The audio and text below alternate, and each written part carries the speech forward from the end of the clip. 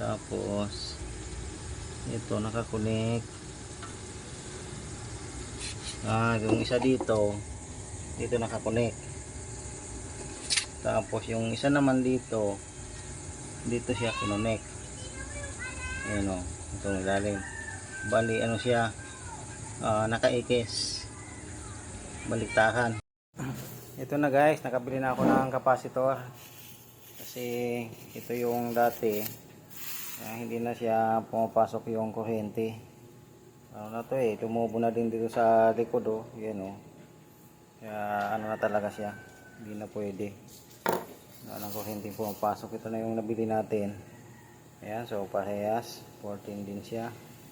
So ito ang ipapalit natin doon sa pinagtanggalan. Kasi sayang naman tong machine na to kung hindi magagamit.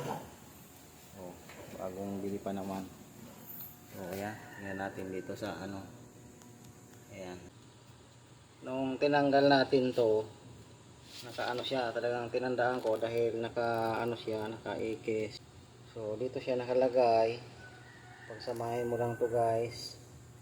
Ayan na magkadikit siya, tapos isabay mo na siyang ipilipit. Yan, kasi lalagay natin yan ng pang ipit. Okay, at ito namang isa, dito naman siya sa kabila. Yan, suot mo lang siya sa ilalim para makalusot. So dito mo siya naman pagsasamahin. Ayan, pagsamahin mo to. Tapos ipilipit mo lang, ipilipit mo ng gusto para magdikit sila. So ayan, okay na yan guys. So sana yung ito yung pang-ipit. Ito ganito, ayan, ilagay mo siya uli. Ayan, magkaklam na yan siya guys. So yan yung magsisilbing niya para hindi makuryente. Ayan, suksok mo lang siya guys. So, okay na siya. Tapos ito naman, lagyan natin ng tornilyo.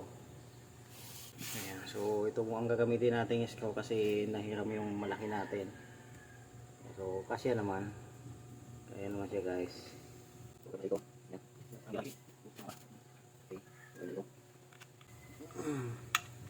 Ayan, impitan natin para hindi siya malaglag. Yun, okay na guys. Ikapitan natin. So pwede natin siyang testingin kung maanda pa. So ito din yung plug niya bali pinalitan ko na din siya ng heavy duty kasi ano na siya, nabakbak na rin yung dati nitong plug. Ngayon, so saksak na natin.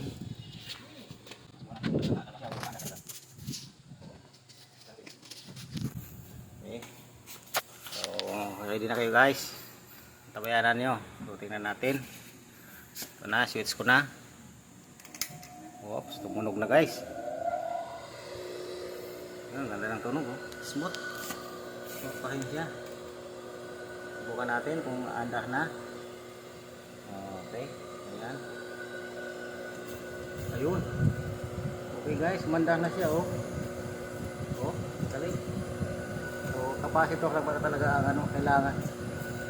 Pinagapan natin. Okay na guys mandah na siya smooth. So ayan, magagamit na natin. Ayun, ibalikan na natin yung takip nito. Patayin ko muna, tanggalin natin sa saksakan. Tapos balik na natin yung balik na natin yung takip. Ayan, para siliya doon siya uli. Okay, so pwede natin gamitin.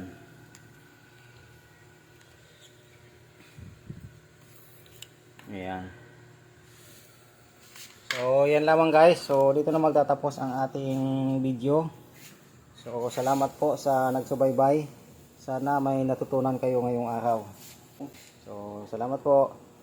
Sa mga hindi pa nakapag-subscribe, pa-subscribe na lang po para sa mga susunod nating vlog. So masubaybayan nyo. So, salamat guys.